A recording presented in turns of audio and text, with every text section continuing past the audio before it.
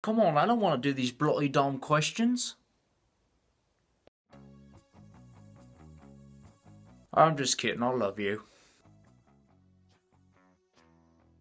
New music and live shows. Well, in terms of new music, I wanted to show you all this. This is our demo room right here.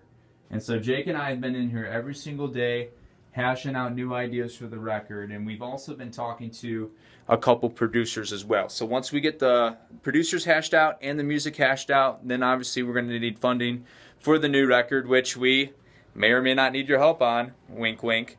So look for us to keep you a lot more in the loop with YouTube updates and social media updates on the progress of our demos. Now, in terms of live shows, that's going to play into the new record. So once we have that all mapped out, then we'll probably do a couple shows, come back to the D, play here in Nashville before we record the new record. So we can rekindle the fire with you guys.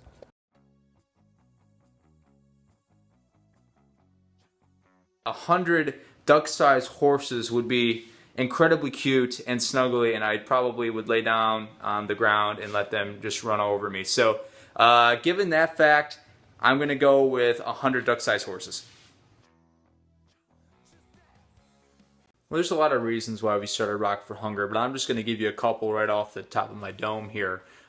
First is that Jake and I are from Detroit, so being from there, it's one of the most economically and ethnically diverse cities in the whole U.S.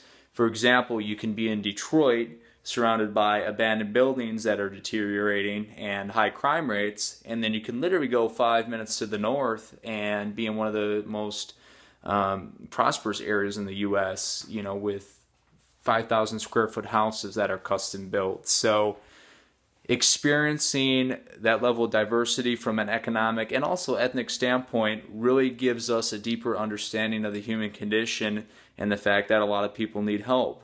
But another reason why we do this tour and do Rock for Hunger is because you just feel music in general has lost its purpose outside of just accentuating egocentric values. And there's nothing wrong with that to an extent because, it's part of human nature to have an ego. But when it gets so out of balance, where you're just jamming these shallow values down your throat all the time, it almost creates a culture that loses the ability to empathize and to understand each other.